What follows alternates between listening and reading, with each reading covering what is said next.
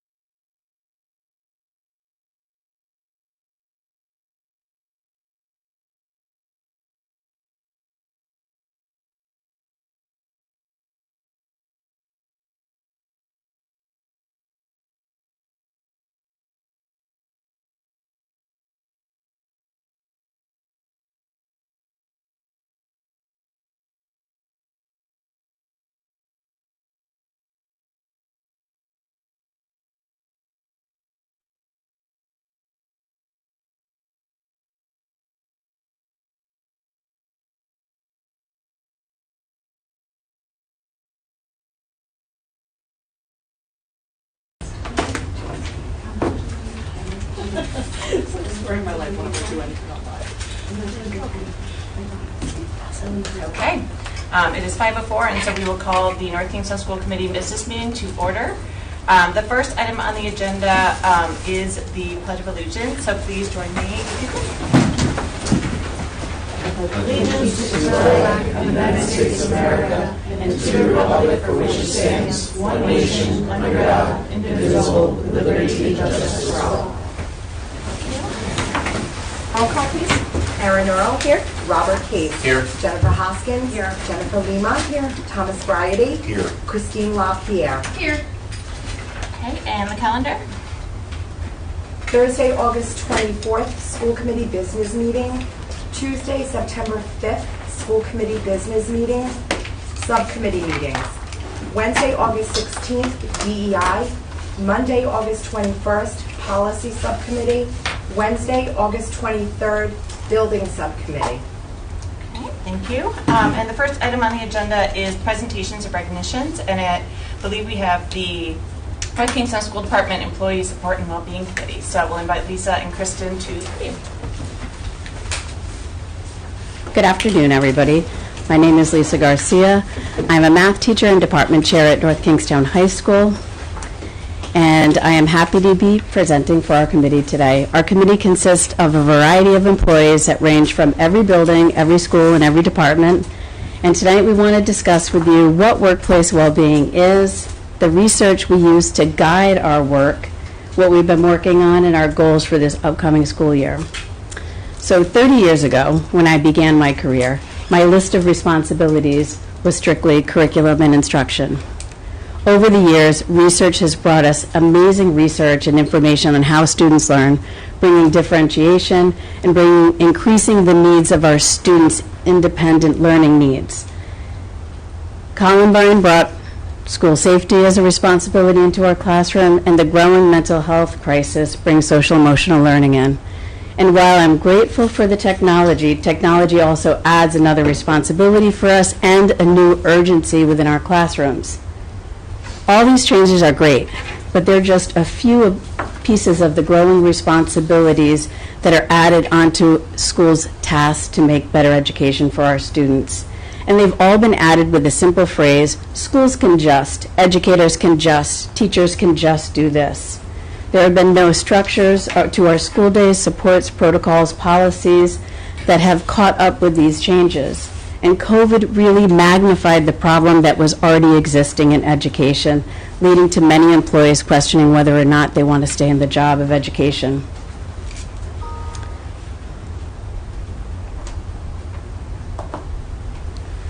We know that many people suffered through isolation during COVID. Isolation leads to increased risk of health problems like heart disease, depression, and cognitive decline. Today in education, employees can still be isolated. Many reasons that lead to this are overscheduled days, building structures, and lack of coordinated time to cross-train, connect, and collaborate. During COVID, employees were working round the clock to learn how to teach online and to reach out to students to connect. Our teaching demands aren't getting any easier. Many teachers have another year of right to read, new technology to learn, and state mandates on high-quality curriculum to master. Employees suffered during COVID through grief, and many experienced stress, anxiety, and guilt from not being able to meet the profound needs of our students. And in speaking to employees over this past year, many are still struggling with this, not having the time or resources to tend to their own mental health. Compassion fatigue happens when an individual exhausts themselves by giving all that they have to their students. During COVID, we extended deadlines, resent links, did retakes, got on Zooms at all different times for our students. And since COVID, our students' needs have increased, making it difficult to say no. And eventually, the caregiver breaks, tending to their own family and to their health needs. And in that time, the weight of that responsibility of saying no to the student is heavy on us. Harvard University states that teachers experience secondary traumatic stress at the same rate as frontline workers. This emotional distress that educators experience when working with traumatized students still is widely overlooked and lacks resources for the systems to tend to the problems. Despite some of our data stating that the words teachers or principals, we just want to note that we're in support of all of the employees, but some of the recent data just uses those names in it. As you can see in this slide, teachers and building principals far exceed the normal frequency for job-related stress than the average adult worker. Stress compromises health, sleep, quality of life, and particularly teaching performance. When teachers are highly stressed, students show lower social adjustment and lower academic performance. So the Annenberg Institute at Brown University released a study titled Structural Support to Promote Teacher Well-Being, and they state that educator burnout is chronic stress that leads to physical and emotional exhaustion, cynicism, detachment, lack of feelings of ineffectiveness, and lack of accomplishment. The symptoms of this are lack of sleep, depression, forgetfulness, and it can lead to anxiety and other health problems that can impact us in the long haul. They also identify demoralization. Demoralization is when we leave the job feeling like we haven't done a good job. We see it quite often when you have a food service worker that knows that their students need more food than what they're able to give them when they know that they're going home hungry. You see this with ELA teachers that have 20 years of high-quality lessons that have seen success with their students, and they're told to put all of their content and curriculum aside and strictly teach from the state-mandated high-quality curriculum. So the good news and the bad news is that Annenberg says that what we need to fix this is ongoing long-term school-wide change, which seems a bit overwhelming, but that's where our committee comes in to start this work that we've been doing. And we were fortunate last summer, Kristen and I connected with Kathy Sapala, and we had the idea of the School Employee Wellbeing Committee, and we started the work. And we were connected quickly with Child Trends, which is an educational think tank. And in doing the work through the past few years, I've always known that this is a large problem that needs more than just yoga and deep breathing and cooking lessons. And Child Trend states that workplace well-being is a multidimensional problem that requires systems of well-being, norms, policies, and practices. So our go-to when we're doing work as a committee is the U.S. Surgeon General's 5 Essentials of Workplace Mental Health and Well-Being. So this is our guide as we're going through and doing this work. It's a call to action from the U.S. Surgeon General. It's a starting point for our organization to start the policies and practices and the work that we need to do. And I'd like you to note in the center of their 5 essentials is worker voice and equity. And that's where we usually start with our work. And then when we're thinking about an idea, when we're moving our work forward, we connect it always with one of the 5 essentials, which are protection from harm, opportunity for growth, mattering at work, work-life harmony, and the last one is connection and community.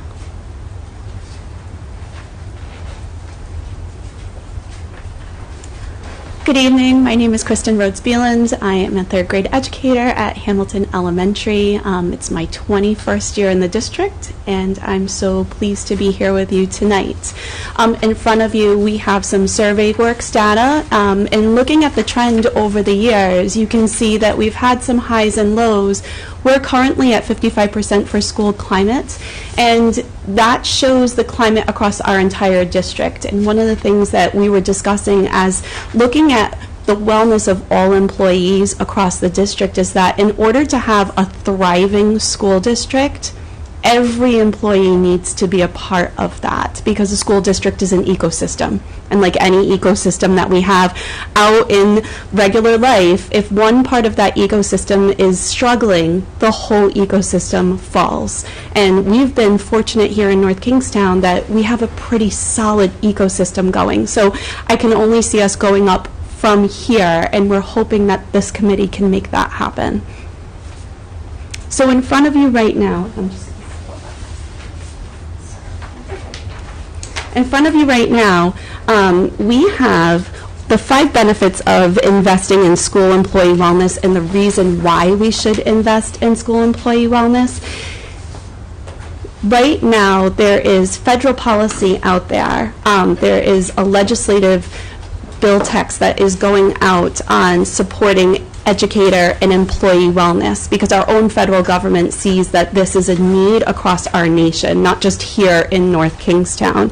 And so these are the 5 areas that they're hoping that people can touch upon, and this committee is kind of a leading role model of what the rest of the nation is hoping to see in other school districts.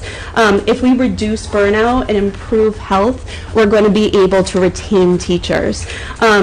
Reducing hiring costs and putting those costs more centered into our schools and into our students only fosters for greater community. Avoiding staffing shortages and returning on the investment of what our staff is giving in their everyday occurrence here in North Kingstown, as well as having a better school climate, which is what I just touched upon, is having a thriving community and not one that feels as though that they're just surviving. It's these 5 benefits that is the really focus and heart of our committee, and we're hoping that we can bring them to a stronger light here in order to make some strong change and make that 55% get to the 100%. In order to do that, the people who joined this committee last year and started the work with Lisa and I, we felt as though, you have to have a vision and you have to have a purpose behind what it is that you're doing, because this is going to be the effect upon everyone. And so we decided to create a mission statement, and our mission statement states, the mission of the NKSD Employee Support and Wellbeing Committee is to support the physical and emotional well-being of all school employees. School employee voice and equity guide the committee's work to advocate and support work environments that foster positive relationships, agency, empowerment, meaningful work, economic stability, and a sense of identity and belonging. And at the heart of that, we really feel it is being seen and heard. We know that people who feel seen and heard immediately feel valued, and those are the people that are going to put 110% into everything that they do, plus some, but they're going to do it with their whole heart, and they're going to know that it was appreciated. They're going to see the change that it makes. They're going to know that they've had an impact on those around them. In 2022, 2023, the committee and work recommendations, we kind of were able to talk not just together as a committee, but we spoke to teachers across the district, staff and support personnel across the district. And so we thought, where can we really start digging our heels in and seeing what we can do with this work? And so we looked at the NKSD strategic plan. We were able to meet with the administration last year. We gave a presentation on what educator wellness looked like. We were able to take some anonymous quotes and the voices of those within our school district and share anonymously where people were feeling and where people were at. And so we had the ability to put educator wellness into the strategic plan last year. We wanted to discuss how to utilize the calendar to support employee and work-life balance and opportunities for growth. And we believe that this could have a tremendous impact, not just on our educators, but also if we're really smart about the timely areas of how we use our district calendar, it would support the mental health and well-being of our students too. Working with HR to increase accessibility to the employee assistance program. So we've had quite a few teachers over the year reach out separately to Lisa and I and say, I'm struggling. And I know that we have something here in North Kingstown that can help us, but we're not sure how to access it. And unfortunately, it's buried within our website, and it's difficult. And when someone's struggling, it's not easy to access anything at that point in time. We would like to make this access point a better reference for anyone who is struggling, and that they can get quicker help and support when needed. We also know from Child Trends that human resources is one of the great departments that any system can use in order to help the benefits of an entire employee system. And so we're hoping to bring HR closer to the work that we're doing this year.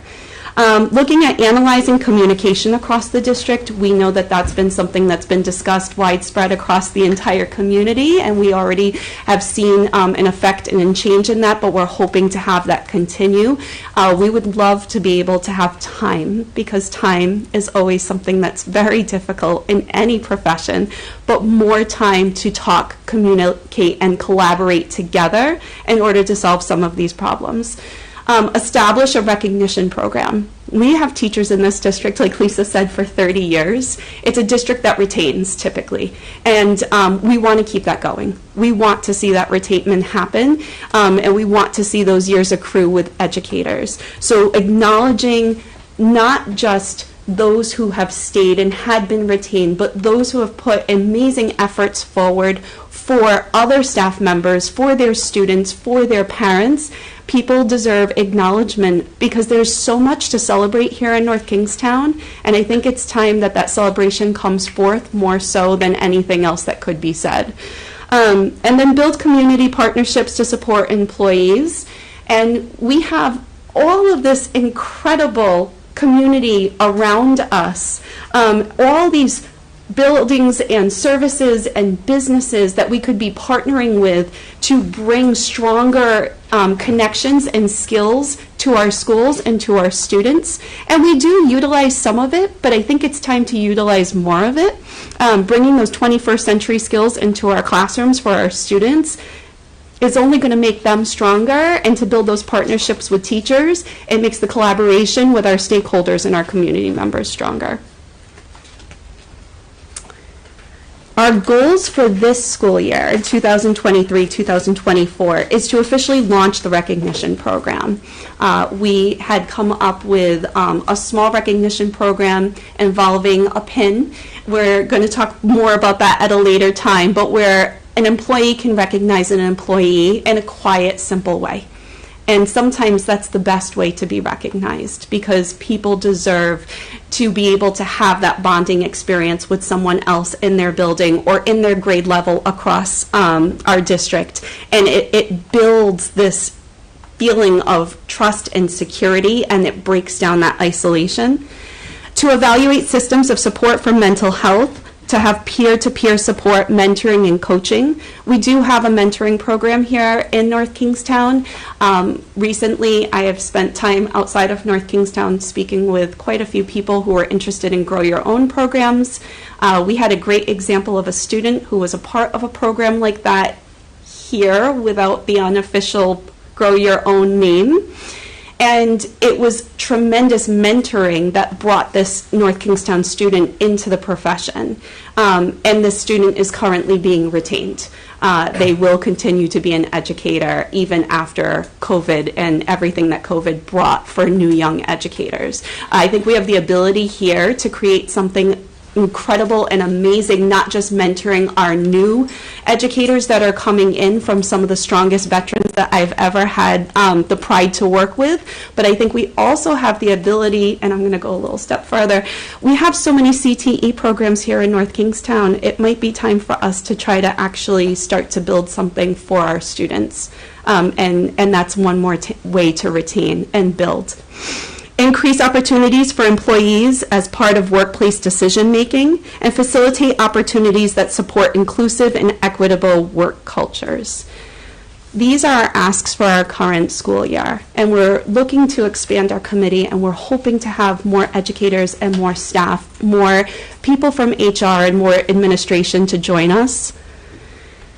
So in order to do this, realistically, a committee or a program needs sustainability.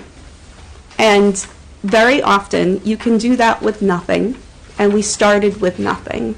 And we could continue with nothing, but we're asking for your support with a little bit of something. We were hoping in March to have a wellness symposium on the March Professional Day, working on climate and culture throughout all of North Kingstown. And so we're asking for a line by budget item of $10,000. And that $10,000 would be going directly to the staff and the educators here in North Kingstown. We would have a speaker, we would have an event for that day. We would begin the Shout Out Recognition Board program. We would begin the lanyard pin program. We would create a financial reward for supporting the ESP and Teacher of the Year. We feel as though that this would help us sustain the work that we started with Child Trends, and hoping to help it grow for further years. Thank you. Sorry. All the resources can be found by clicking that QR code, which is in your folder. Great, thank you so much. The budget and the presentation. Thank you. Thank you. I believe that this is the only time that this is on the agenda for today, as we're not being asked to approve anything officially, but does any of the committee members have any questions for the two representatives from the Employee Support and Wellbeing Committee? Go ahead, Ms. I don't know who wants to take it, but thank you all for being here. Thank you both. I think, Kristen, you mentioned the 30 years and the 21 years, just you two together. I think that speaks volumes to the people who are putting in this work and the desire that's here within our district to retain teachers. I am totally on board with what you're looking to do. I think it's well needed, and I think, like you said, employee and educator wellness trickles down to everybody, and you can't teach your students well if you're not well yourself, and I think the past year has taught us that tremendously. I guess my question is, and I know we can't vote on anything, but I would like to task administration with coming back to us with a plan to support their financial ask. I'm surprised it wasn't in the budget that we had this year as an ask. Does anybody in this room know why? It was received after. It was received after? Okay. But I would like to see what we could do to free that up. So I don't know if I can make a motion to task administration Not today. with that. Nope. Not today. But Okay. so we can definitely talk to Dr. Duba about the next agenda meeting Okay. and what we want to put on there and how we can like officially make some conversation and motions from here. Jump in? Of course. Okay, so I met with Kristen and Lisa last week. The days are all kind of jumbling together. Some days since you started. Right? So, and we met, and so they introduced the program to me. We talked about some of the goals of the program and certain things and how we can roll it out. They mentioned a budget. At the time, I had no awareness of any budget that was put. I wasn't here at that time. But what I did tell them is it's something that, let's work together on what we can do. We talked about ways that we can start tying this in with the convocation. And we have some ideas of what we're going to do on convocation to roll out some of the ideas that they have. I think it's really important that we do prioritize staff wellness. I think morale is key. Stepping in as the new superintendent, my goal is to hopefully build it up once we're all together. The summer so far has been crazy, but to do that with all of the staff, I know both of them. I taught with Kristen years ago. I know Lisa from the high school. So I think it's important that we have a focus on this. I think we just need to prioritize what we can do, right? Especially that a budget has already been created, but what can we do to do some of what's in here and to start being able to put some of these ideas in action and moving forward. But we have started that conversation, but we don't have a budget. That's great. So. And I do, just to clarify, I think the request was to the administration before, while we were in budget cycle, but I don't know exactly if it got communicated this far. Gotcha. Just to clarify. Gotcha. Okay. And so that's wonderful that Dr. Duba was, Yep. willing to do that. I just had two quick questions. How many members do you all have, and when do you meet? How many? You just have to come, and it's just fine. You just have to come to the microphone. Whoever's going to answer for the cameras. Yeah. We have about 15 members currently. We have teachers, nurses. I believe we had an admin. We had some paraprofessionals and some TAs. And it kind of changed and morphed as the school year went on because we were meeting once a month for an hour after school. So it was on whoever's, it's your free time, right? But people felt strongly enough that this is something that they wanted to do. And I thought, it was really important that it was all-encompassing because all of these people encounter our students every single day. They work with our children, they support our children, they provide love and care for our children, and so we wanted to open it up to everyone in order to have an effect across the whole district. And to be fully honest, we're looking and hoping for more. I'm currently the only elementary school teacher. There was a few others, but with a lot of the right to read work coming out, a lot of the curriculum changes, I know it was just very difficult, and we're hoping to have more voices on board with us this year. Does anyone else from the committee have any questions? Sure. Just in terms of the EAP and the access to that, is that in a place where you all are comfortable with right now? I'm working on that. Okay. That's something we talked about. I just give myself another reminder about where we can put it, so that way to make sure that it's somewhere on the website that's easily accessible. We talked about QR codes that we can put out, in areas of the school. It will get mentioned at convocation. There should also be business cards that other staff should have, so that they can hand out and give to staff when needed. Okay. So. I think when we first started the committee, I want to say 8 people had been on the EAP. So I think the first step was just getting a tab on the website, which is there now, and that's already increased action on it. But then I think we talked about a lot of great ideas to move the work forward, which I think I don't know what the current numbers are, but I'm sure that they're a lot higher, because people are asking and they want to utilize it. Great, thank you.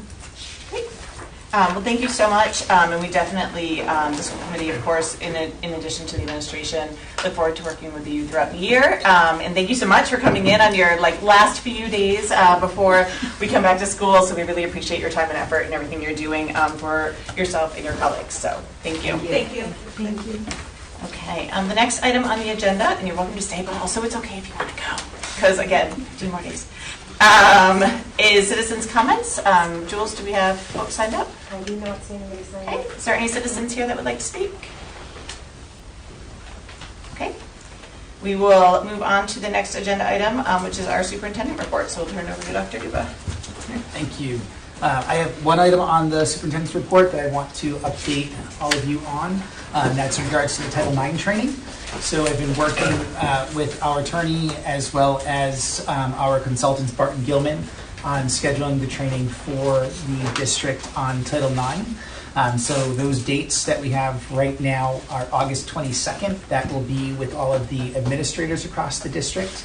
And that training will be on the Title IX law. We'll be talking about the procedures within Title IX and a complainant filing a report, the investigation, the roles and responsibilities of staff, of the administrative staff within a Title IX investigation, the documentation, the reports that are necessary, and we're working with our consultants to also provide us those documentation and the reports that will be used from the beginning of someone filing a report through the reporting of it and the investigation and the responses. How to do an investigation and who does the investigation and the documentation of that investigation. Then on August 31st, which is one of the professional development days at the beginning of the year, we will do a training for all employees.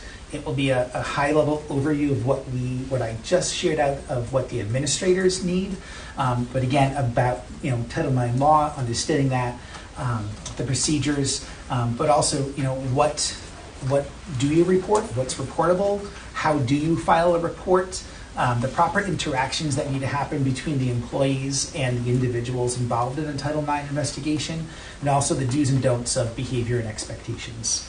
And then the third training that will be set up, we don't have a date yet, but we are working on that with Barton Gilman and with our athletic director, is to have the training for our athletes. And that will happen at the beginning of the year as well. And that training will be different because that's with our students, with the children. But again, it's going to be about, what is Title IX? What is something that you would report? What are those expectations between coaches, adults, our staff, with our students? And how you would file a report if needed and what that looks like.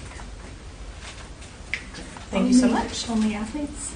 So right now we have that scheduled with athletes. I know we also have to do that with all the students. Okay. But that's what we have so far planned and getting that in, but we do have to do the training in middle school with all students. Okay. And so that is something we'll look at how we do that. It will be scheduled, but we need to work with the schools and the principals of the best way to put that training in place for the students. Okay. The training on the 31st, you said it's high level. Approximately, that's part of the PD. Approximately how long is that going to be? So the training is set up for about 3 hours. Okay. May not be the entire 3 hours, but we scheduled the morning for it. Okay. It's a lot to have everyone sit and listen through, so. Right. Is there a goal to have the balance of the student body trained by timeline? So I would expect that would be at the beginning of the year, Okay. right? So let's say by October at some point, but I need to work with the principals Yep. as far as the best way to put that training in place, because that's a large number of students at each of the middle schools plus the high school that would need to receive this training. Okay, thank you so much, Dr. Duba. Any other questions from the committee regarding the superintendent report? Oh, one more question. You also said middle and high school. Are we not training elementary students? I think we can consider how we do that Okay. with elementary Something students. for them? But I just know my experience in training with the Title IX has been middle school and above. We can talk about what that would look like at an elementary level. I think at that point, we're talking about kindergartners through 5th grade, sensitive topics. I don't know if it's necessary that we have to train at that level. I think I would say that's something that we'd have a discussion with families and parents, not Okay. so much the children at that age level. But I the think staff will be trained, correct? all staff, Okay. yeah. So on August 31st, that is everyone in the district Okay. that is getting trained. If and we can have this on for our next agenda item too, if we have like additional things that we want to kind of go through as far as understanding the scope, et cetera. Okay. Thank you so much. Anything else, Dr. Duba? I don't have anything else. No, nothing. Okay. Thank you so much. Okay, we'll move on to routine items. The first is the consent agenda. Before we do that, does anyone want to exempt anything from the consent agenda? I'd like to exempt item C, please, Okay. and D. C1. C1 and D1 through 4. Okay. Anything else? Okay, so I will make a motion to approve the consent agenda. Do I have a second? With the C1 removed and D1 through 4? Oh. No, we have to, these all have to be moved to after executive session. Yeah, yeah, So we'll it's make that not motion just once we. D1, Well, we exempted D1 through 4. Oh, I'm sorry. Yeah, I and thought I then only I'll heard go D1. back. No worries, and then I was going to move it Okay. after. Okay, Yeah. don't worry. I didn't Thank you, hear the though. whole thing. Huh? I didn't hear No the whole worries. thing. And so we are just doing, so C1 removed and D1 through 4 removed. So do I have a second? Second. Okay, thank you. And then any discussion? All those in favor? Okay. Any opposed? Any abstentions? Okay, so that carries. And then we'll go to C1. I just had a question on this one. I am all for the graphic calculators. I'm just curious why the one was picked over the other. Sure, so I'll defer that over to Dr. Duba or Mr. Waterman. Do you know when this This request was, was put through? I don't, this was Joe. Joe's getting up, he may have some info.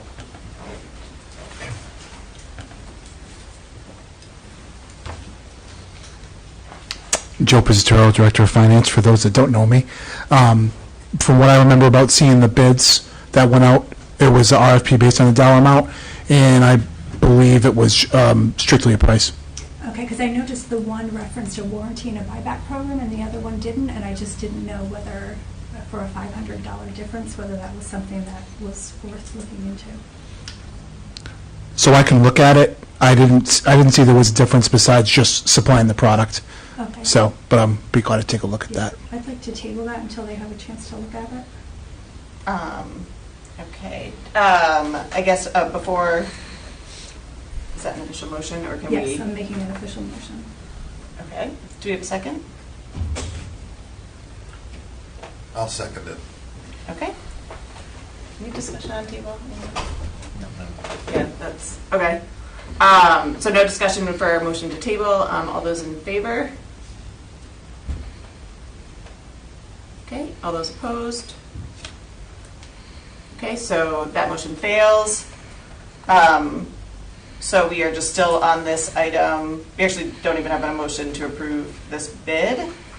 So I guess I'll make a motion just to reopen discussion to approve the bid. Do we have a second? Second. Okay. And then discussion? I guess for this particular one, I do agree. I noticed what Jen was saying. And so, Dr. Duber, thoughts on postponing the vote? And then also, who else was kind of involved in this conversation? Like, was the end user talked to about like the difference in the products? And you know, if we delay it, will it have a negative impact on students? I guess Well, would be my I question. would say that is my concern. I know our next meeting is August 24th, but I would think that these calculators are needed for the start of the school year, which we'd want to get in order and I'm looking to see on here what the expected delivery would be on these once they're ordered.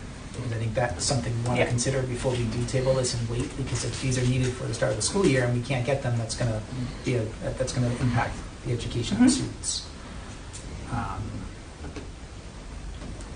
So on one of them, it said 2 to 3 days. The other one, I'm not seeing anything. So it should be. I think originally there was a concern around UPS going on strike and that possibly delaying that, but that's not come to pass, so. So on EAI, I don't see anything on here regarding the delivery. The other company with Buck, it does say in stock, quick 2 to 3 day transit. And I think the question was regarding the warranty, where one of them has an unconditional extended 3-year warranty, and the other company, I don't know, do we know if there's a warranty on them from EAI? I'd have to check, I'm not sure. Okay. I don't see that listed on here. Is there something where we could table it until later in the meeting, or is that something we're going to have to follow up with folks on? Like, this is all the information that we have, correct? If it's not listed in the document, I Yeah. may have to reach out to the vendor.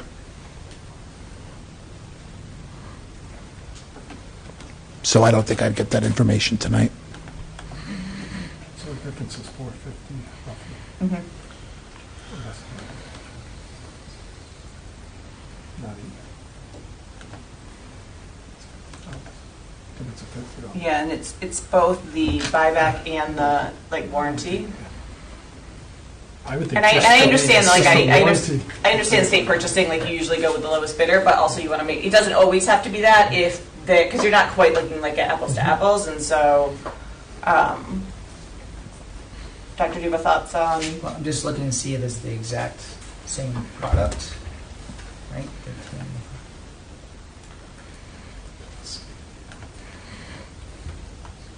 Yeah, it appears to be. I don't see a part number. But CE plus. I'm just comparing the two quotes. So just give me a minute. You want to pull one up on yours and pull the other up on mine? Do you have a math teacher in the audience too? You could phone a friend. I can answer questions if you want me to answer questions about it.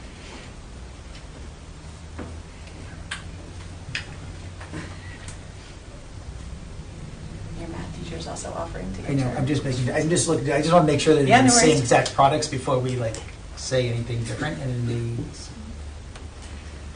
Plus CE, they Yeah. This one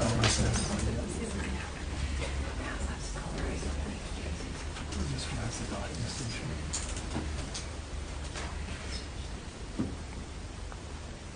So these look like identical products that are on here. The warranty, I think. Right. This one does. Yep. So as a high school math teacher, Microphone, so sorry. I've had my graphing calculator for 30 years, so they do last. It looks like the warranty, I think for Texas Instrument in general, is a year, is what it says on their website. But, I mean, it would be lovely to start with them, but if you needed to a delay, we would manage. But I don't think that, like, I think one of them is offering the 3-year extra warranty and one of them doesn't say anything about it. So I assume it would be 1 year. But I don't think I've ever brought my calculator, I still have the calculator for 30 years. They tend to not break. They're a pretty good product. So that might not be a concern. And then the second question was about the buyback thing, and so is that something that we would anticipate? We would probably use these for 30 more years, right? Yeah. Like, that's So it what might our not thinking is, that we'll have them for a very long time. So if we go, so the recommendation on the table is to approve EAI, and so to clarify for the committee, the EAI one was the one that was less money, but didn't mention those two other things about the warranty and the buyback program, which from our audience participation seemed to not be a concern. Dr. Duba, any thoughts? It's not a big difference in price. I mean, if we are saying that, you know, one has a warranty, the other one may only have a 1 year, the other product has a 3-year warranty, there isn't a huge difference in the cost of the two invoices, except, It's like $50, I think. right. So, I feel the same. I mean, would it make a difference with, I don't think it's going to, No. so. It's a difference between the I'm sorry. Go ahead. No, it's just a difference between the recommendation, but it's still, you know, either option is on the table. Either option's not on the table at this meeting, no. What's on the agenda is approving the EAI one, Oh, and so if we yeah. don't approve, which is fine, we don't have to approve the EAI one, but that would mean that we would have to not approve anything today and have to do it at a special meeting or a future meeting. There is a motion on the table to approve EAI, which is the slightly cheaper one that had a little bit less information about the warranty and the buyback. Further discussion? If we were to move this vote, and maybe this is a question for the administration, like, so that's next Thursday of next week is our meeting. How, they're saying a 2 to 3 day turnaround. I mean, if we approve this on Thursday, can you guys order them on Friday and then they have a week to get them here for school? Is that realistic, or how long, what's the process in the office that, you know, how long does that take to turn Yeah, around? so once it's approved, whoever's requesting it would enter in the purchase requisition, would go through a series of approvals. It is possible, you know, when we've had critical items that we, if it was approved Thursday night, Friday, the purchase order gets out. I would hope that the following Monday, they could ship out. But the one thing I'll caution on is this was 2 to 3 days back in June. Yep. We're not the only schools, you know, going back now. So I don't know if that 2 to 3 days is still Realistic. in play. Quotes are held for 90 days. I think I saw that in both of them. So we are still within that period. But I just don't know if at the time it was 2 to 3 days, if it still is now. Further discussion? Dr. Duba, any preference? So I'm just looking up, according to their website, it is a 1-year limited warranty for this product. So I think the question Just so we know. is the administration comfortable with a 1-year warranty versus a 3-year warranty for a, that's kind of the question on the table.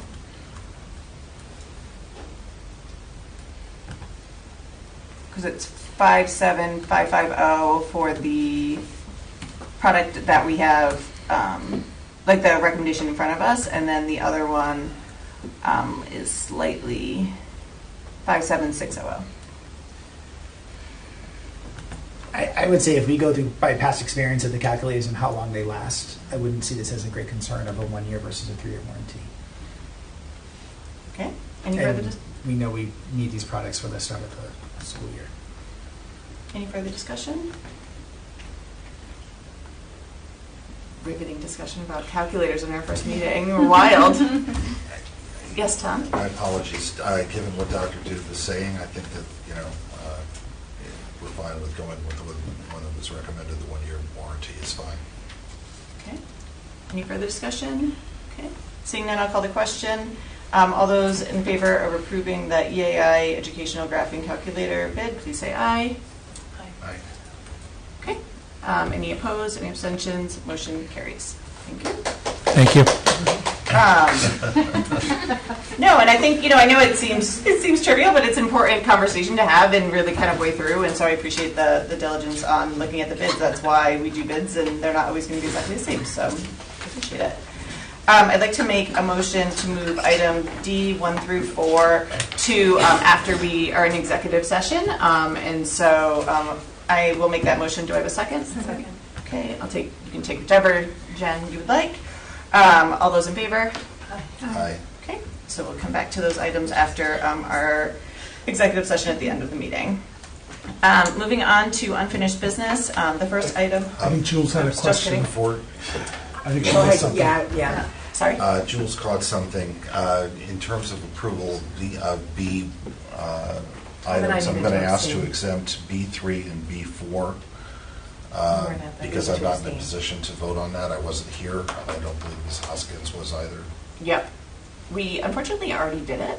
And it's okay, as long as you read the packet. You're allowed to vote on minutes that you weren't at a meeting. It's a very weird Robert Rules order. Okay. If you do have any issues or challenges, just review it and let me know. But it actually technically is legal, so you're fine. I don't know technically legal, but it is actually in Robert's Rules land legal to do. So no worries. In the future, if you want to abstain, we can just exempt those from the consent. That's fine.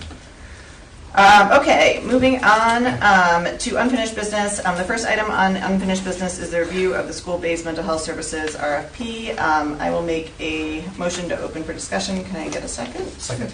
Okay, we'll go with Jen on that one, and then we'll open up for discussion. I'll turn it over to Dr. Duva to start. So I do not have an RFP to put in front of you for approval for tonight for mental health services. This is on here. I wanted to update the committee regarding the bids that we did receive and the review that happened with administration of going through the bids that we had. We did receive three bids, and Andrew, I'm just going to check it's okay for me to give the names of the bids, public information, right, if we put it through.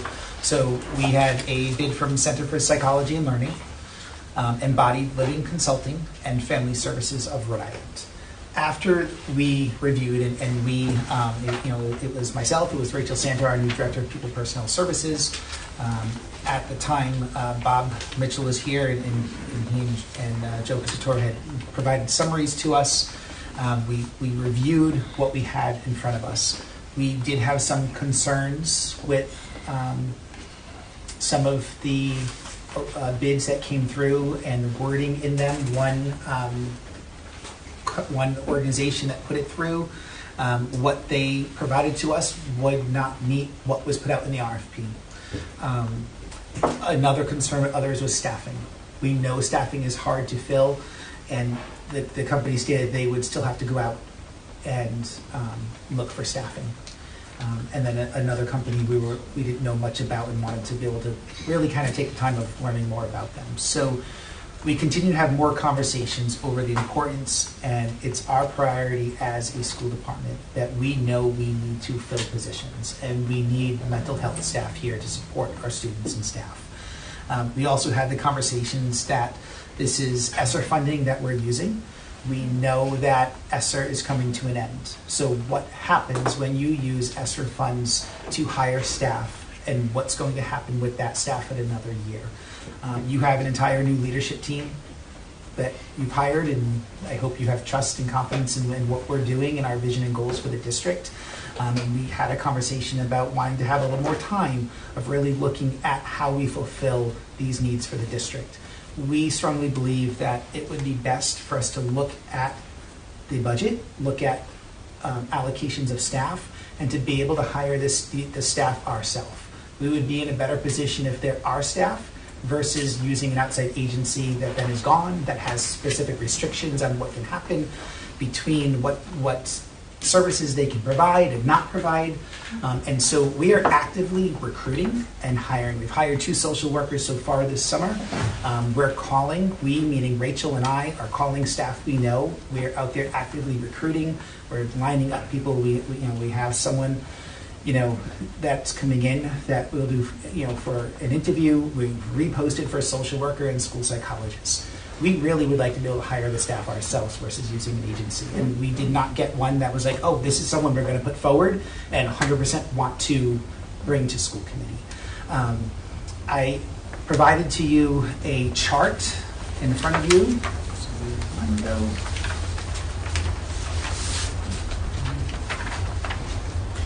Too much. So there's a chart. I've been working with Rachel on our action plan for the district, and she is looking at all of the staff we have, staff that we are hiring, and how to look at appropriately placing our social workers and school psychologists across the buildings to make sure we're meeting the needs of the students we have. The first chart at the top shows what the staffing that we had from last year.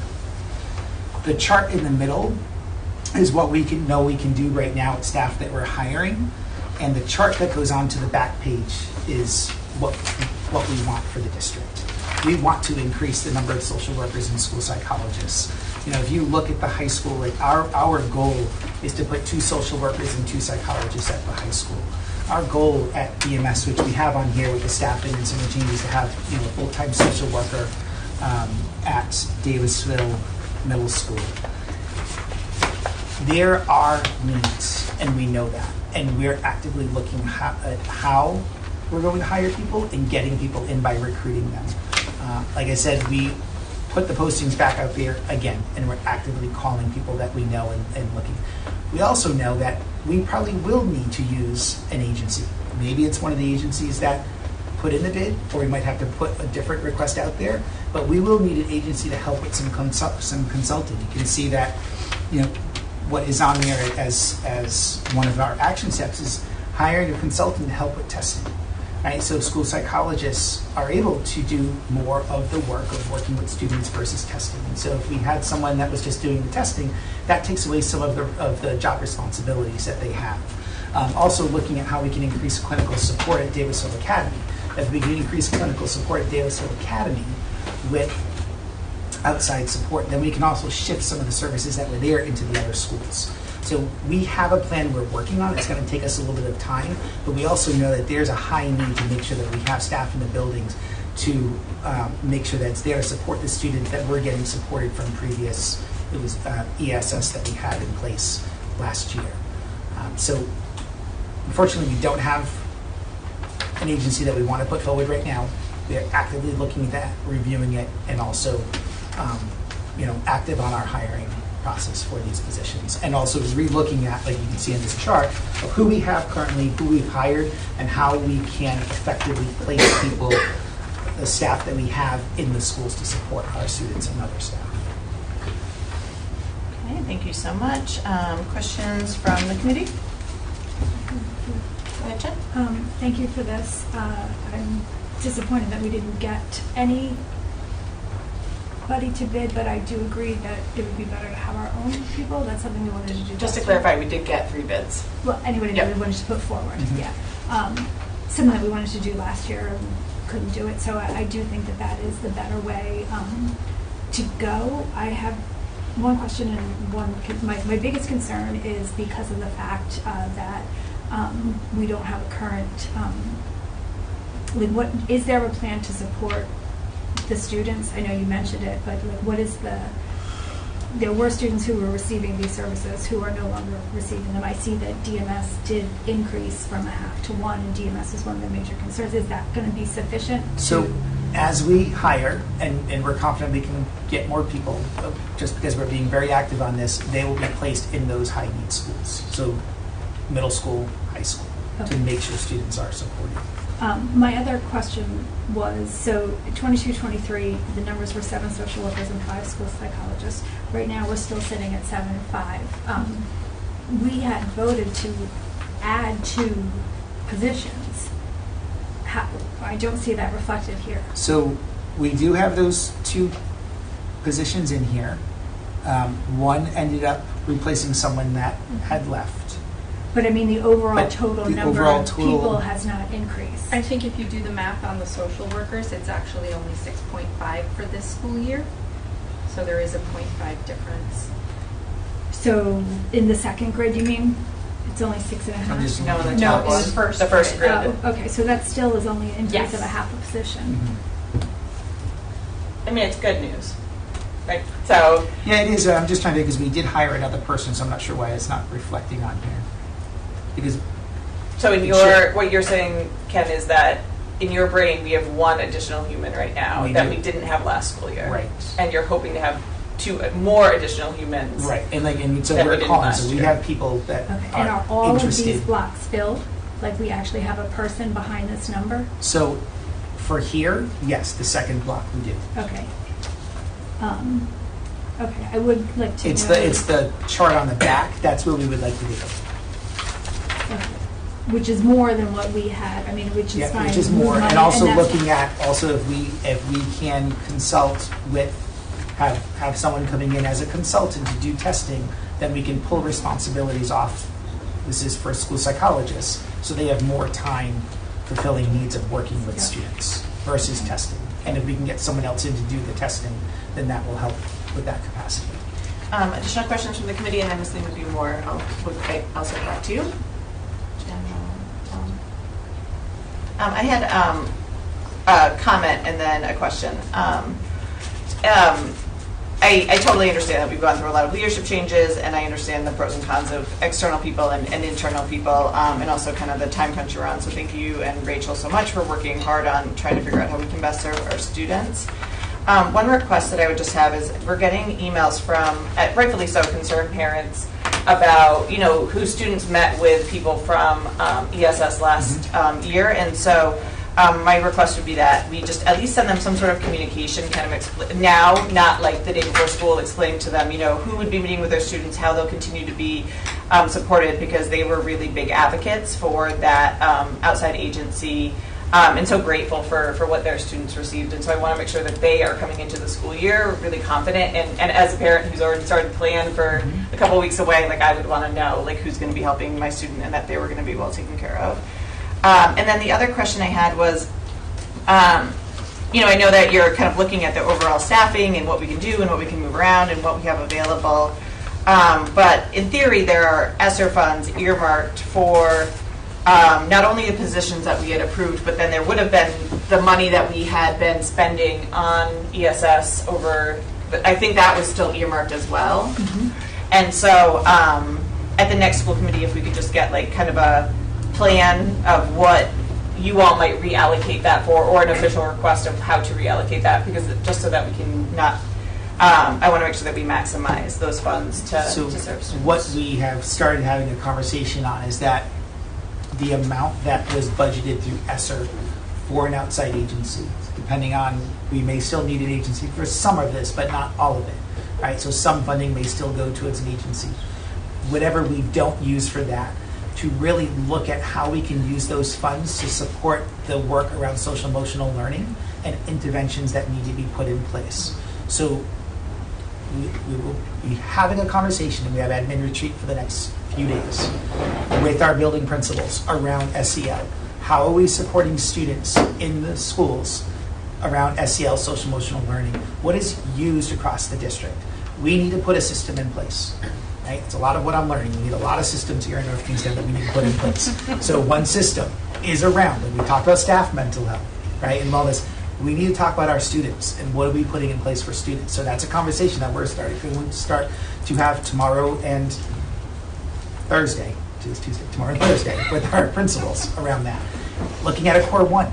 Our core one instruction around SEL, what is that? We know different schools do different things, but we need a system in place for North Kingstown schools. What's the tier 2? What's the tier 3? And start identifying what that is. They need curriculum. They need programs to use as well. So any ESSER funds that we are not using for this, I believe in this conversation we had with Rachel, we really should be putting it towards that to support our staff, supporting our teachers and supporting our mental health staff, so they have programs to use with students, research-based programs. So that would be our suggestion of how we use any of those additional funds that we have. And is that? That way it's a one-time purchase, right? Because ESSER is going to end, and anything with staffing, we need to start looking at our budget, right? Pretty soon, this is August, but pretty soon, in the next few months, we're going to be working on our next budget. And it's going to be very important that when we start working on our next budget, we're looking at the mental health staff needs across the district and how we're building it in so we can sustain staff. Thank you. Additional questions or comments from the committee? Is that something that you would expect to be able to give us feedback on the next meeting, or would that take longer than that? I would say it will take longer. Okay. I will definitely give you progress updates. Okay. I can definitely do that. Okay, any other questions? It's okay. You sure? Yeah. Tom, Jen, Rob?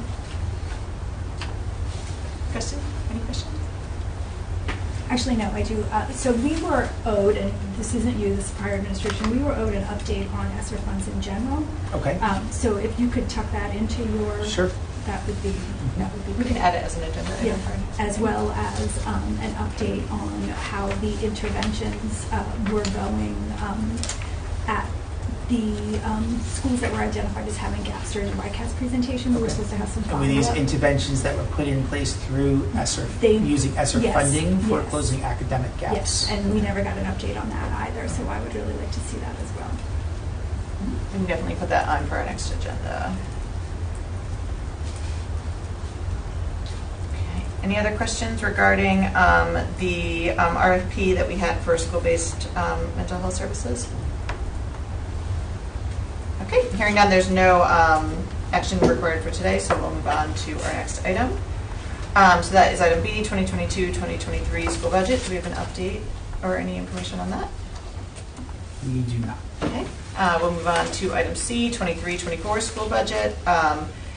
And so I'll make a motion just for discussion regarding the school building authority, school housing aid reimbursement. Do I have a second?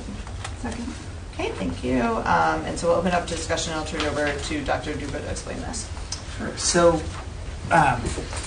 this is an item on the agenda to be able to provide to you what we will be requesting from RIDE as far as reimbursement. So the housing aid is the money that the district, the town, receives back as far as reimbursements of any capital improvement projects that were identified with the initial necessity for school construction application, dating back to the bond from 2018. And so now that we're coming to the end of project completion, there's documentation that's required to provide to RIDE with the cost of the project and what the expected reimbursement will be. There's no vote, there's no approval. These projects have already been approved by a previous school committee. We just need the school committee chair's signature on it. I've signed it, the town has signed it. We just need Dr. Earl's signature, so that way Mr. Pistoro can get these submitted to RIDE. I think you had received each of those projects in the updated packet. I can go through Yep, no, them. we did. We received it. Great. Okay. So thank you so much for making the committee aware of that. Any questions for Dr. Duba or the team? Okay. And thank you, Joe, for putting that together. Absolutely. Okay, so hearing, we don't need approval on that, so that was just FYI, and so hearing no further discussion. We'll just need your Yep. signature. Yeah, I'll sign it after, and so then we'll get those submitted so we can get the reimbursements.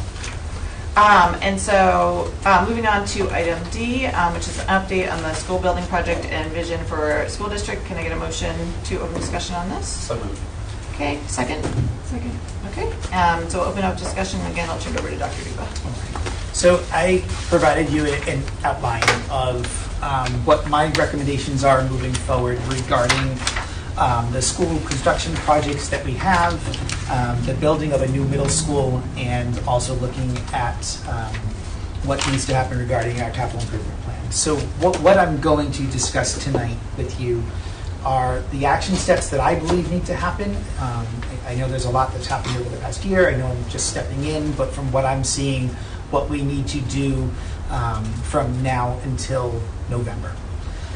So we have a school building committee coming up on the 23rd. So some of these will become agenda items for our school building committee. I believe a lot of what's on here falls under the role of the school building committee because we have a mix of educators and members from the community. And there'll be discussions that we'll have along with our school personnel as well. So I think the very first topic that we need to confirm is our vision of the educational programming for the school facilities. And that's something we're having conversations on. But what I've talked with the project team, with our central office administration, is that we need a written vision. What is the vision of the school department regarding the building of the new middle school and regarding the future of our facilities across the district? We need to put that in place. And we've had conversations. For example, so we build a new middle school.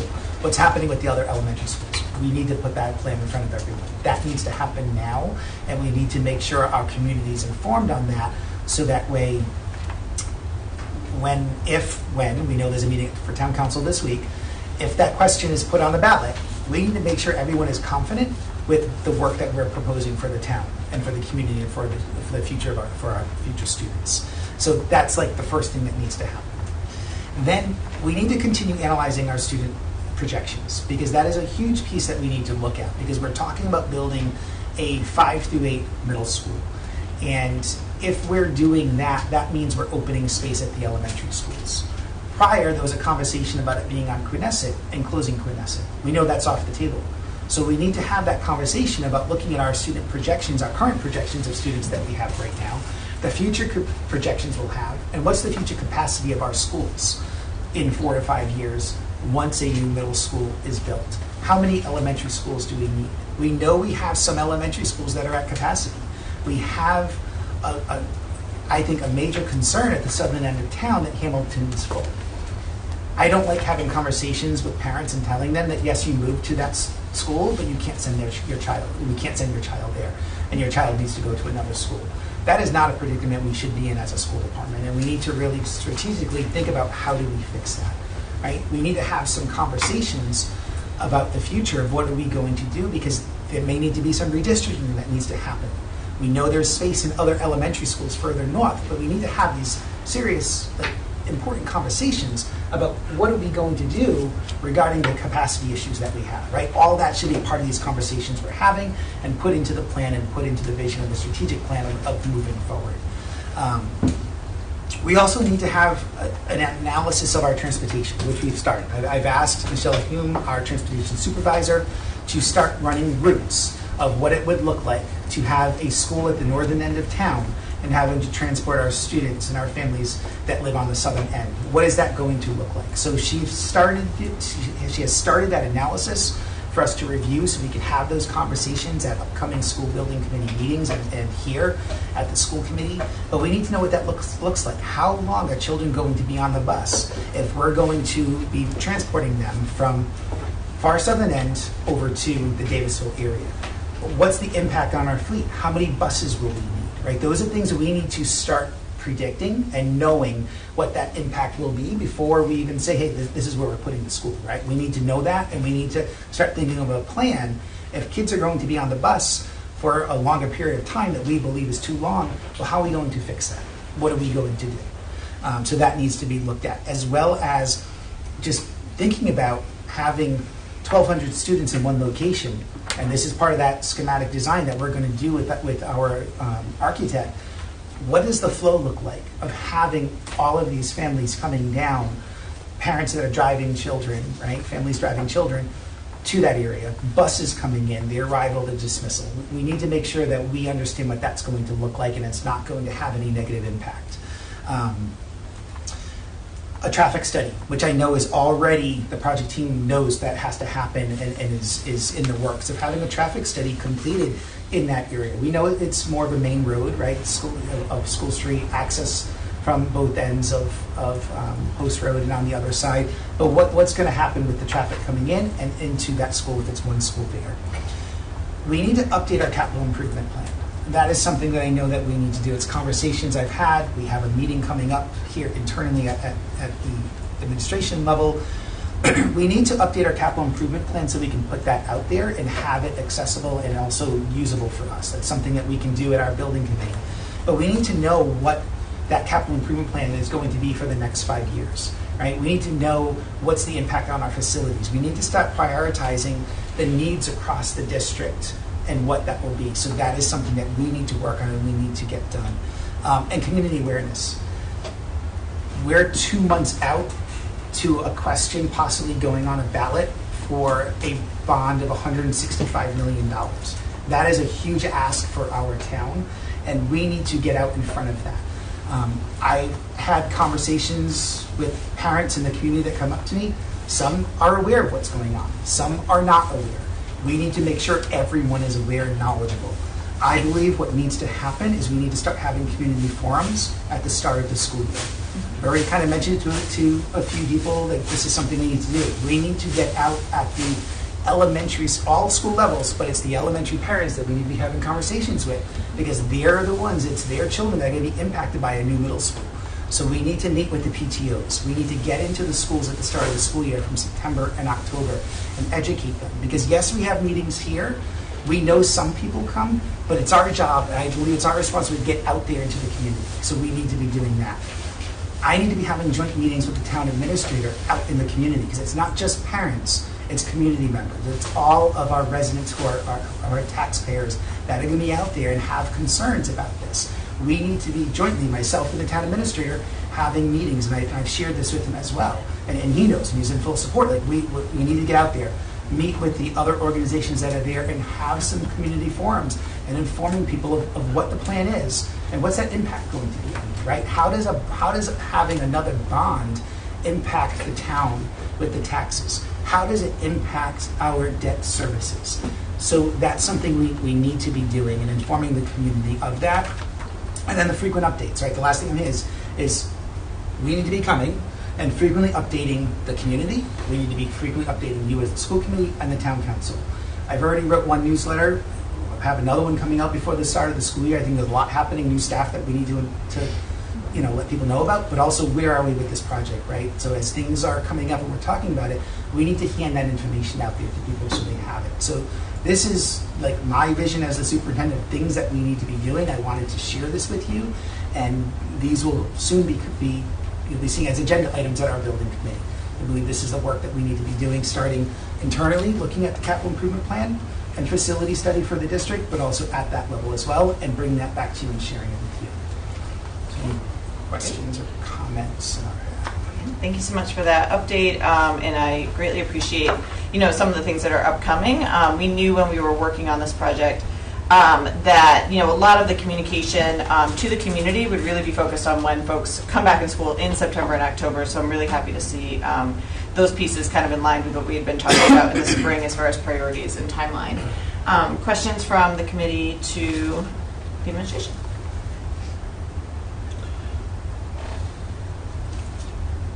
Dr. Duba, how frequently are you meeting with P&E? So we have some weekly meetings. Sometimes they're more than weekly. We had 2 calls today. I'm sorry? We had 2 calls today. So, 2 calls today? So we have weekly meetings that are set up. Sometimes there are a few times a week, but there's a lot of work that they are doing and we are doing. So like today we had a lot of made calls regarding the environmental study and getting updated and what needs to happen on our end with the town. So there's a lot of communication happening right now between the school and the town with our project team, with Perkins, Eastman, and Jacobs. Okay. I know basically from hearing from members of the community that there still is some confusion or pushback, if you will, about whether or not we're going to have 2 schools or 1. It seems fairly obvious to me what made the most sense before, and that would be a 1-school choice. I know that there was discussion about an email that came from a member of the Department of Education suggesting that we could manage to do 2 schools. I am not, and I've heard Perkins Eastman talk about this, and the read that I get is that for the money that we are asking for, 1 school makes the most sense. Am I mistaken on that? Or I want to know if that's been a discussion that's come up at all in the meetings. No, I would say the conversations we continue to have is still looking at 1 consolidated school for the district. Okay. And what is the primary, and I'm asking this not so much for me, but this is a recorded meeting, and I know that there are going to be people that are going to be watching this. What is the reasoning behind 1 school as opposed to 2? My understanding is for the consolidation of 1 school, looking at bringing all of the grade levels together, the staff, operations, and putting it all under 1 roof. So-called newer and fewer? Well, there's also the newer and fewer, which is an incentive that the district would receive regarding the newer and fewer. That's another incentive. I also believe that it has to do with space. We keep looking at space issues, and when I say space, the available land that we can build on, right? And where we can place it. that has a lot to do with it. And we've talked about that. If we do 2 schools, and we talked about using Wickford, there's limited space over at Wickford Middle School to put a school there and then have access to fields.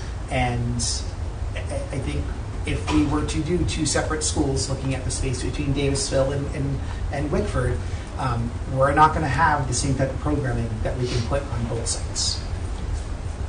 So one of the purposes of this is to create fairness for every student by having one institution that everybody can take advantage of as opposed to 2 different ones. Is that fair? Well, I would say when you're putting in one consolidated middle school, then yes, then everyone is getting the same education, the same opportunities, everything is there located at one site. Okay. You've mentioned how large this bond is, and I'm certainly not arguing with you. It's a lot of money. But if I recall correctly from speaking with Perkins Eastman when they first started to present what they were hoping to do and what they were asking for, it seemed very clear to me that that was a top number. It was not necessarily the number that we are going to actually spend, that it might be less than that. Is there anything that you've heard in your discussions with P&E up until now? I know I haven't heard it, that would suggest that they're close to reaching that number or exceeding that number, or is the goal to try and keep that cost down? I don't have any information as far as like what you're saying, like what that final cost will be. I know that there are contingencies built in, and I know that we also need to be aware that we're putting out a request now, and we won't be building until a few years. So I think we need to expect that cost will go up. So there are contingencies built into that cost to be able to plan for any increase in construction costs as they may increase, because we're not going up to build tomorrow. Once the bond, if the bond is passed, right, there's the whole process with RIDE around schematic design that we have to go through with stage 2 and stage 3 prior to actually building. So we won't be breaking ground right away. So that contingency cost is to be in there so we can plan for any increase in costs around construction materials. Yeah. I think what you're alluding to Tom, is the fact that when you go out to bond, like we know that there are a lot of potential reimbursements that we can go for and will likely get. And those numbers are not built into the number that we requested. So the way that the state works is you have to request the whole number as if there were no reimbursements. But we all know that there likely will be. And so, even with what was Dr. Duba was talking about with inflation and different things, like that's still likely not to be the number because of the reimbursements, but the way that the state has you bond, you don't consider those in that number. So I think that's kind of where you were going. No, I think I'm really glad that you laid that out there, because I think a lot of people in the public are operating on the assumption that we're going to spend $160 million and that's the end of it. And that's, I don't think that's, they understand that that's really not necessarily. So that's a lot of the PR and the community forums and informing of the community that we need to do, right, prior to any vote on a bond. But if, let's say it's $160 million, right, to build a new middle school, $130 million, whatever that will be, we, as North Kingstown, have a 35% reimbursement. Then there's other incentives. So it could be 45% that we get reimbursed. So that's 45% on top of the cost that's reimbursed back to the town to put towards the bond, right? And that funding has to go back towards that. So even though the project may cost 160, the bonds for 165, there's a large reimbursement coming back from the state that goes back to the town to pay down that bond. You want to say something? Yeah, and just to jump in, there were 2 different contingencies. There was an actual contingency should you encounter something on the site that was not anticipated, but also built into that cost was an escalation. And they looked at past years, they looked at current trends, and they built both contingency and escalation into that initial number that we received. So it's the cost of the building plus contingencies plus escalation. I really appreciate the input. I know that a lot of this seems kind of repetitive or redundant, but you never know who's watching or who's paying attention. I want to make sure that the public gets as much information as they can. Other questions regarding the update that Dr. Duba provided? I have a question. You mentioned that this is on the agenda for the town council tomorrow night.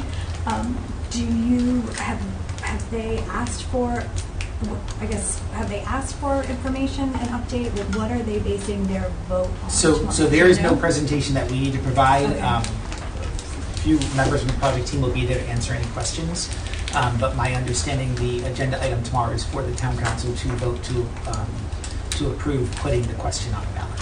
Okay, but they have not asked us for any information? I have not. I've had conversations. We received As an far as email I know. 3 days ago from the town council president, and it said what Dr. Duver just said, that there's an agenda item up, and that there's no formal presentation required from the school committee, but myself will be there, Dr. Duver will be there, and other folks will be there if they do have any questions. But I think, I'm very hopeful that the town council will approve and put this on, because as we know, and actually the state legislature actually increased the reimbursement opportunities.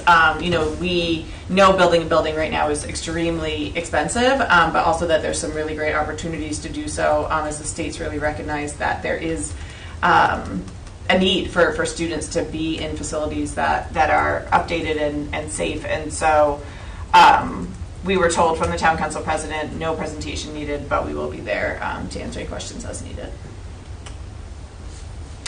Other questions regarding the update? I just had one more, Ken.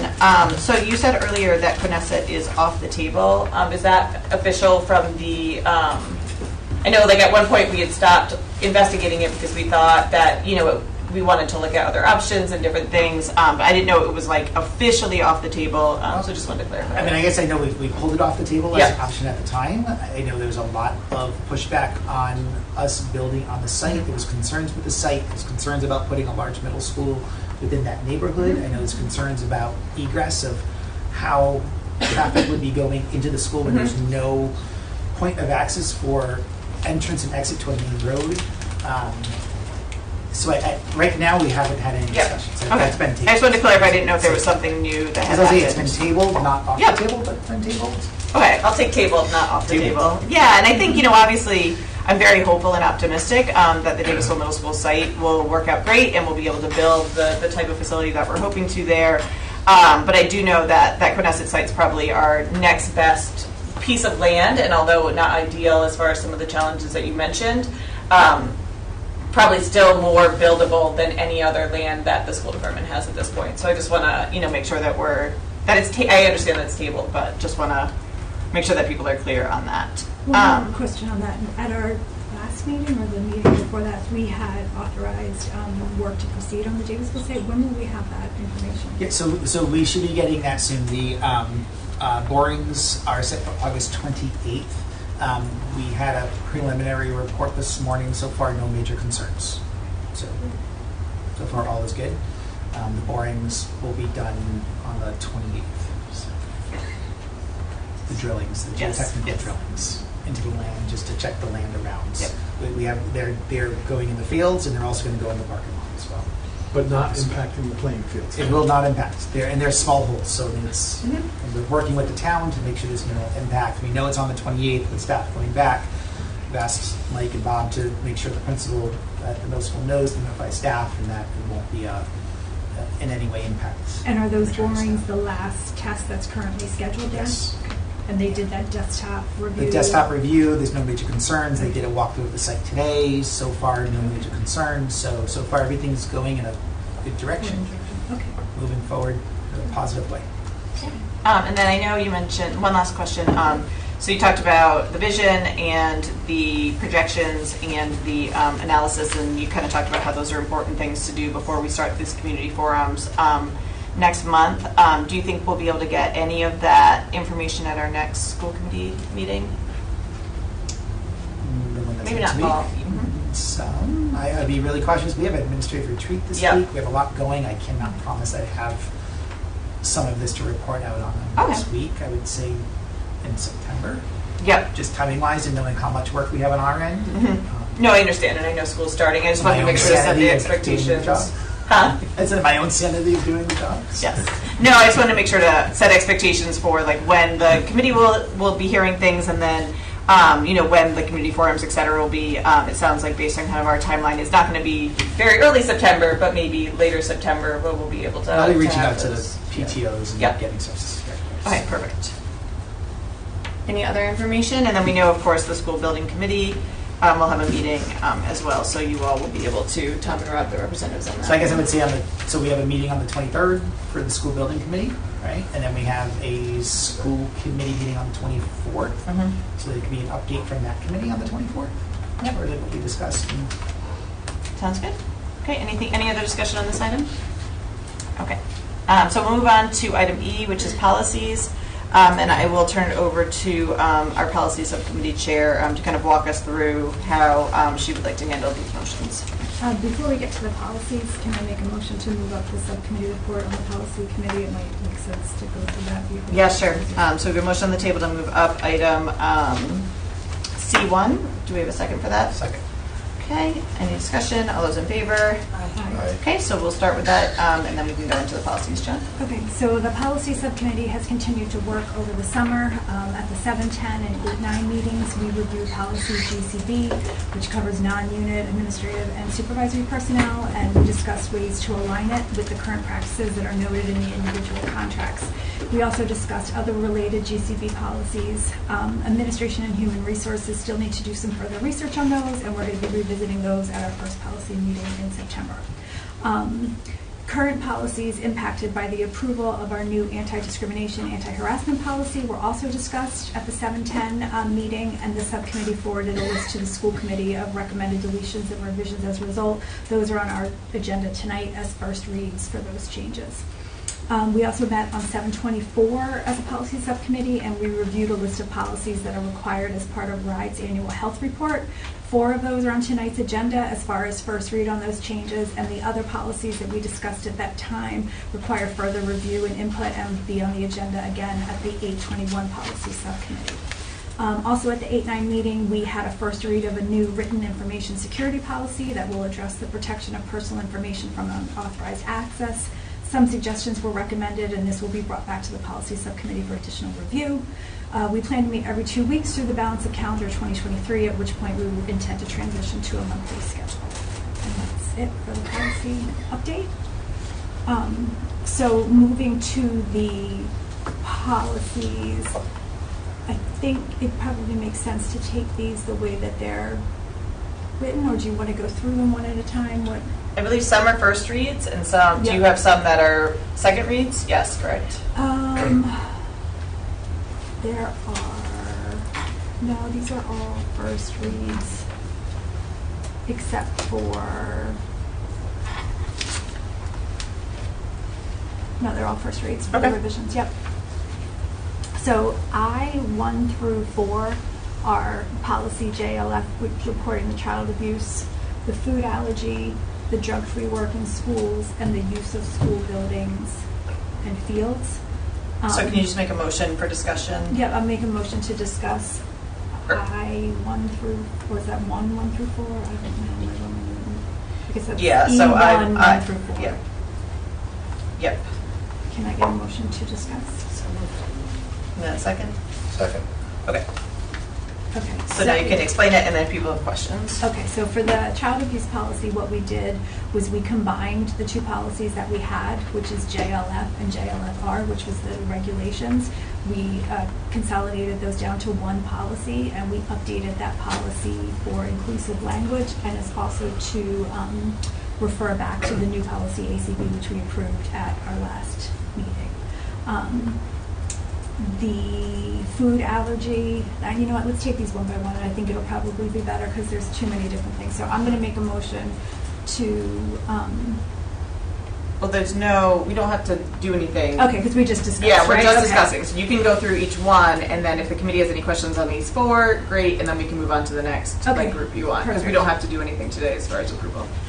So for food allergy, basically what we did was we updated some specific information, like just adding more information on what type of allergies are covered by the policy, and we updated it for relevant statutes.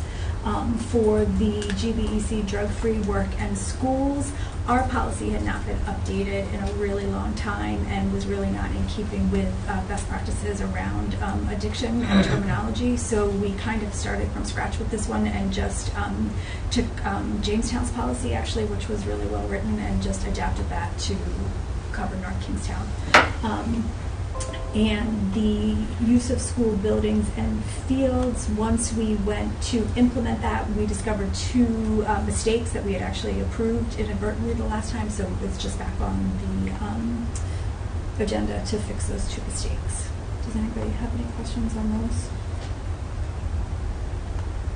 No? Okay. So just make a motion for like whatever next. Yep, I'll group make a you want motion to do. discuss E21, which is the reporting child abuse regulations. Second. All those in favor? Aye. And with this one, as I mentioned already, we combine JLF and JLFR, which are the reporting child abuse policies that we had. So we're just recommending that JLFR be deleted because that's been rolled into JLF, which is the reporting child abuse. Any questions on that? Just one quick question. Andrew, I know we had asked at the policy subcommittee that we were going to look into the R's and whatnot. Did you get any information back or able to check on that? I mean, typically, what you see is the distinction we have here is we publish our regulations right along with the policies. In general, you would have a policy, and then the administration may have a set of regulations which would be a little bit more specific than the policy and implement it. I think as we talked about the policy subcommittee meeting, I do think it lends to some confusion when we have a policy and then a regulation right after it, which kind of overlap. My assumption, and I did double check this, is that you guys had pulled a lot of these policies from the National School Board Association.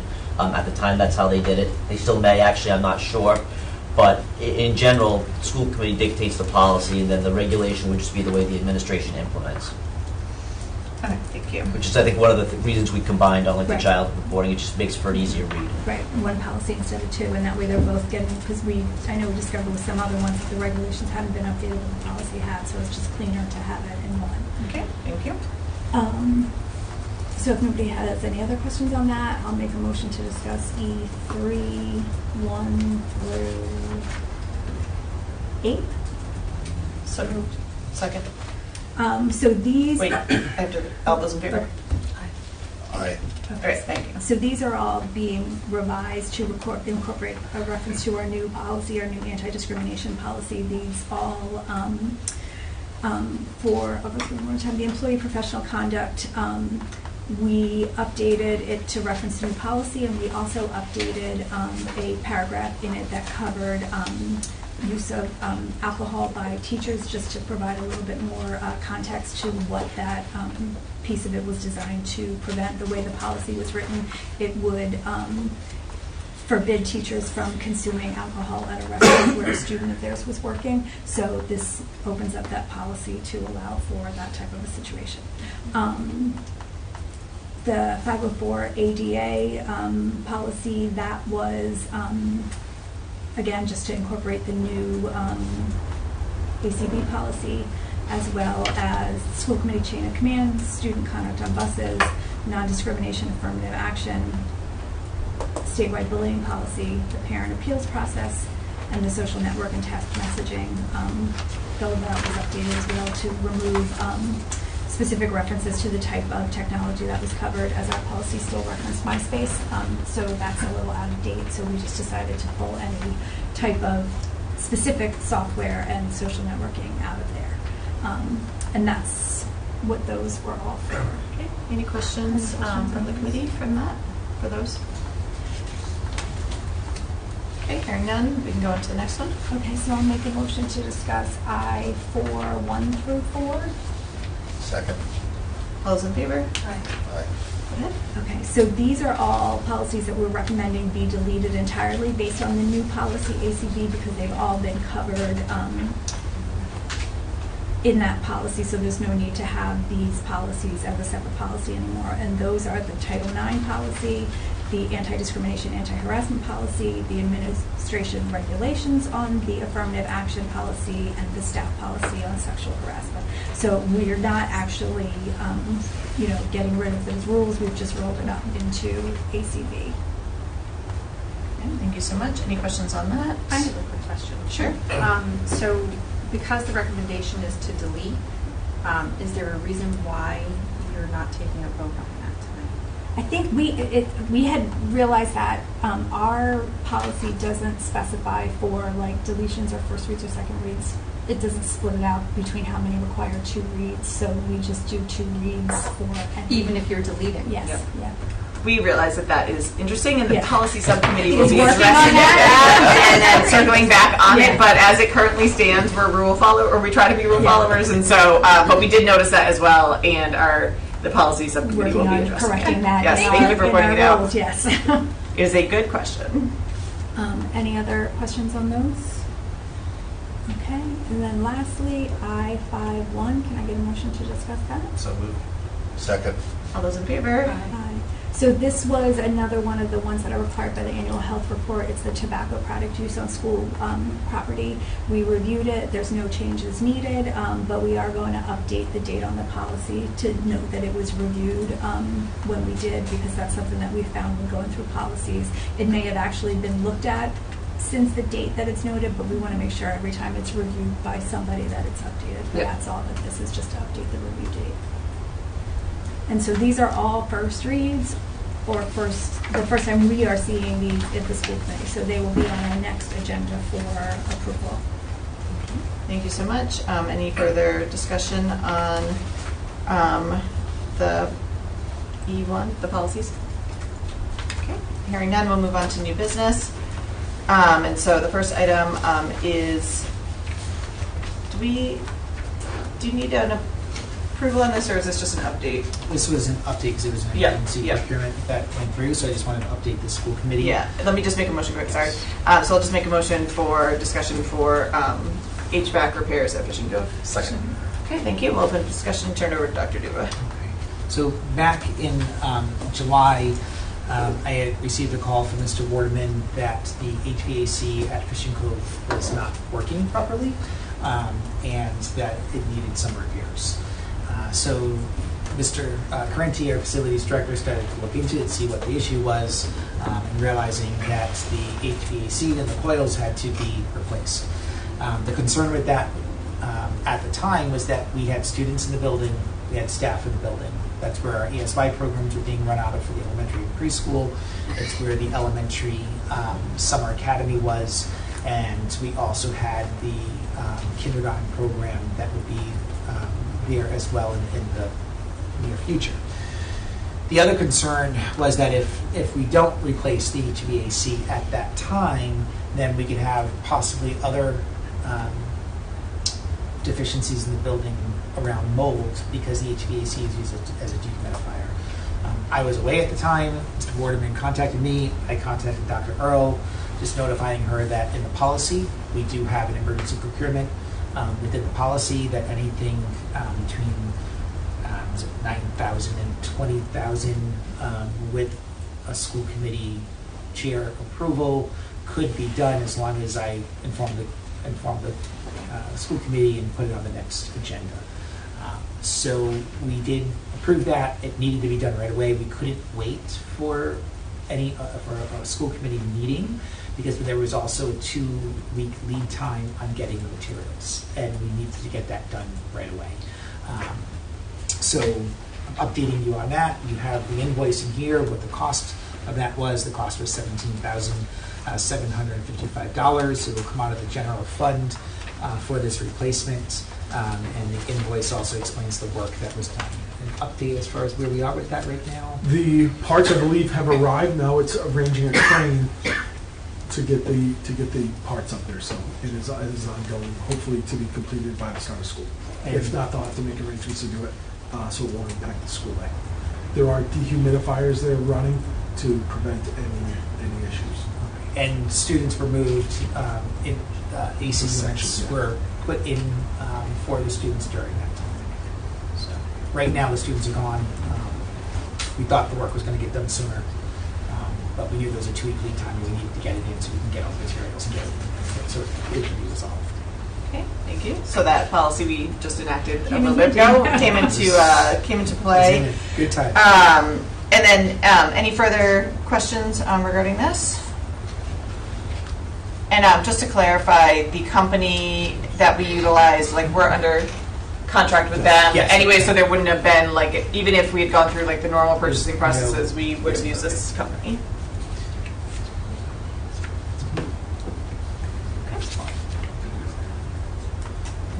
Yes. Okay, no worries. Okay, perfect.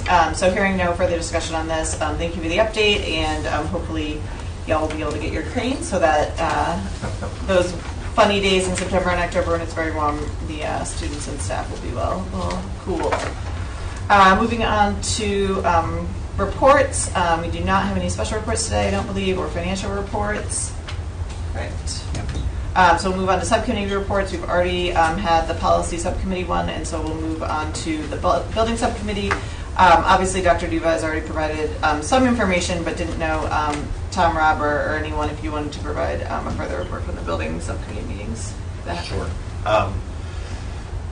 So we met, the building subcommittee met on Wednesday, July 26th was our last meeting. And at that meeting, the subcommittee heard presentations from the architects and the project manager on some of the very preliminary findings regarding the property where Davisville Middle School and Again Park are located currently. The subcommittee gave feedback on the property, potential location, layout of new middle school. There is a conservation easement that runs through the property. However, the architects and the project manager did not see that as a significant hindrance to the property as the location for the new middle school. And more research into that easement is being conducted. And you see that those are ongoing conversations we're having with DEM. It is not a huge hurdle for us to go over, but there is, a timeline within the process. And we've had the conversations with DEM. We have full support from the state, and it's something that the school and town are working through together. Thank you so much. Any questions for the building subcommittee members? Okay, hearing none, we'll go on to item D. Is there, so this is the, so I'll just make a motion to open it up for discussion for the, all right, I know, this is a report. Who's giving this report? Anyone? Or is it just something for us to review? You know, like letter D? Yeah. So that's just a disposal notification, so. That's just the, yeah, go ahead. It's just the basic one. So it's the non-public textbooks that we have for all the private schools. They are books that the private schools are no longer using, so we are disposing of them. Okay. Any questions regarding that? Okay. Thank you so much. And so now we will go, we did things a little bit backwards today to try to work and make sure that our community open session was earlier in the meeting, and so we're now going to make a motion to go into executive correspondence. Just kidding, correspondence. Thank you, Jen. So, since the last meeting on June 22nd, we heard from Jen Cleveland regarding an email list. Also on June 22nd from Robert Jones regarding the NENK contract and impact statement. June 23rd, Karen Martone regarding the new middle school project. June 26th, Heather Murphy regarding the new middle school. June 26th, Victoria Bennett regarding the middle school project. 7/7, we heard from Bevan Winter on a thank you. July 10th, we heard from J.K. Piazza regarding the NK Middle School project. July 11th, we heard from Bob Jones regarding the school improvement team plan comments. July 25th, we heard from Megan Riley regarding the meeting on the 8/15. July 28th, from David Oppenheimer regarding Mr. Varia and his inquiry into the NK high school curriculum. July 28th, we heard from also Barbara Pease with a thank you from the NK Community Chorus. August 1st, we heard from Greg Coppa regarding the middle school proposal. August 4th, we heard from Wayne Holbrook regarding school enrollment. August 10th, we heard from Edward Zajic regarding school construction. And on August 11th, we heard from Peter Lucier regarding the middle school project in Perkins Eastman. And that's it for correspondence. Okay, thank you so much. And as a reminder, the correspondence that we report out are the ones that we received to the full school committee email. And so if folks are looking to get a hold of us and can't come to the meetings, that is a great way to correspond with the entire school committee. Okay, now we will go back. So we are going to, I'm going to make a motion to go into executive session pursuant to RIGL 42464 for the discussion of any discussions of job performance, character, physical, mental health of a person or persons, provided that such person or persons affected have been notified in writing and advised that they may require that the discussion be held at an open meeting pursuant to RIGL 42465A1, certified employee A, non-certified employee B, certified employee C, certified employee D, and certified employee E. And number 2, sessions pertaining to potential litigation/legal advice and collective bargaining pursuant to RIGL 42465A2, Davisville Academy DOJ complaint. So I have a motion. Do I have a second? Second. Okay. All those in favor of going into executive session? Aye. Thank you so much. We will be back.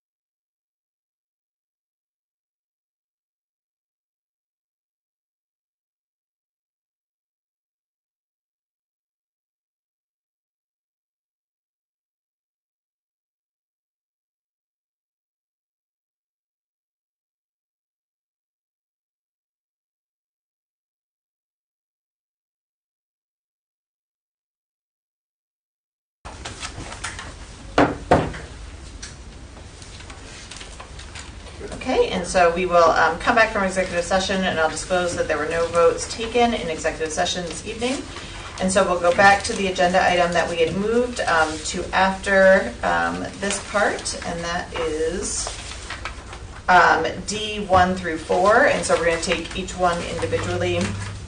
So the first one, a motion to approve the unpaid parental leave of absence per the NEA NK contract, certified employee A. Do we have a motion? Second. Okay, so we have a motion. You got it, Jen? All right, and a second. Any further discussion? All those in favor, please say aye. Aye. Okay, motion carries. Item D2, can we get a motion? So moved. Okay, and a second. Second. You have names? You wrote down names? Okay. Any discussion? Okay, hearing none. All those in favor, please say aye. Aye. Okay, motion carries unanimously. D3, can I have a motion? So moved. Second. Thank you. Any discussion? All those in favor, please say aye. Aye. Okay, motion carries unanimously. And then D4, can I get a motion? So moved.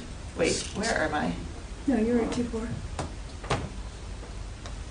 Where's the... 10-3. Yeah, the other... Oh, is it somewhere else? It's after, yeah. Yep. I just did the same Okay. thing. I was It's like- like, oh no. I was like, I'm not going for that. Perfect. Okay, great. D4, can I get a motion? I made the motion, I need a Thank second. you. Second. Thank you. Any discussion? All those in favor? Aye. Okay, motion carries unanimously. Now we'll go back to the agenda.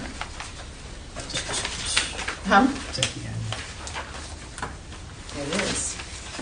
Okay, so we will, can I get a motion to seal the executive minutes? So moved. Second. All those in favor? Aye. Okay, and then, as I already did, we disclosed that there were no votes. And then the last item on the agenda, I'll make a motion to approve the North Kingston High School Dean contract. You have a second? Okay, and then we'll open up to discussion. I'll turn it over to Dr. Duba to present to the committee. Okay, great. Thank you. And thank you for waiting. And it's been a long night, but we're glad that you're here. So I'm excited to welcome to the committee and to our community Jessica DiPolito, and welcome you to North Kingstown as our newly hired Dean of Students at the high school. Ms. DiPolito, am I saying it correctly? Yep. Okay, perfect. Brings her decade-long experience and expertise, ranging from being a physical education and health teacher, a head coach, as well as an athletic director. Ms. DiPolito received her master's degree in sports administration at the University of New Haven, where she was also an assistant softball coach on staff. She has served as an athletic director at the Magneton High School in Cambridge, Mass. And she has also served as a head softball coach for Salve Regina for 3 years. Jessica has been teaching health and wellness for the last 5 years at Pembroke High School in Massachusetts. During this time, she coached both the soccer and softball teams. She has also actively helped coach the unified basketball and unified strength and conditioning programs, and she has served as the club advisor to the Gay Straight Alliance. Prior to her time at Pembroke High School, she taught health and wellness at Resiliency Preparatory Academy, an alternative public school in Fall River, Massachusetts, for grades 7 through 12. During her time there, she coached and started a middle school boys basketball team. She was also an assistant softball coach at Wheaton College, where she attended and also played 4 years of softball. I think all these leadership skills within coaching and sports will definitely come to good use here. Ms. DiPolito's leadership style is to be actively involved in the school community, build positive relationships with students, staff, and parents, guardians to build strong school culture and maximize student learning experience. That was also something noted that when we talked to her, she was very eager to say that how she wanted to get involved in the community and building relationships with our students, staff, and community. So, Ms. DiPolito is very excited for this new professional opportunity. She is looking forward to serving the North Kingstown community and is excited to get to know the staff, students, and families of North Kingstown High School. And she looks forward to building relationships and supporting students in her new capacity. She's married to her wife, Ashley DiPolito, who is a North Kingstown police officer. They have 2 dogs, Joe and Harry, and they love to hike, camp, and travel. So I'd like to welcome you to North Kingstown. We're excited to have you on board here at the high school as our new dean, and I have a lot of faith that you will do well there. Thank you. Thank I you. appreciate it. We're going to do the official vote, and then we'll turn it over if you want. So any further discussion regarding the contract that's in front of us? Okay, hearing none, I'll call the question. All those in favor, please say aye. Aye. Okay, any opposed? Any abstentions? So motion carries unanimously. Congratulations. Thank you. And you're welcome to say something if you like. Sure. Just want to say hi. I want to say thank you. I'm very excited for this opportunity. Thank you to Dr. Duva. I'm really excited to start working with administration. Shivali been so supportive already, and I'm excited to hit the ground running, serve the community as best as I can, and I'm really looking forward to really meeting everybody. I know that's going to be a big part of it in the beginning, so just getting to know everyone, and yeah, really excited to be here. Great, I appreciate it. congratulations. Thank you so much. Okay, and so that brings us to the end of our agenda. Do I have a motion to adjourn? So moved. Oh my goodness gracious. Second? Second. Okay, all those in favor? Aye. Thank you so much.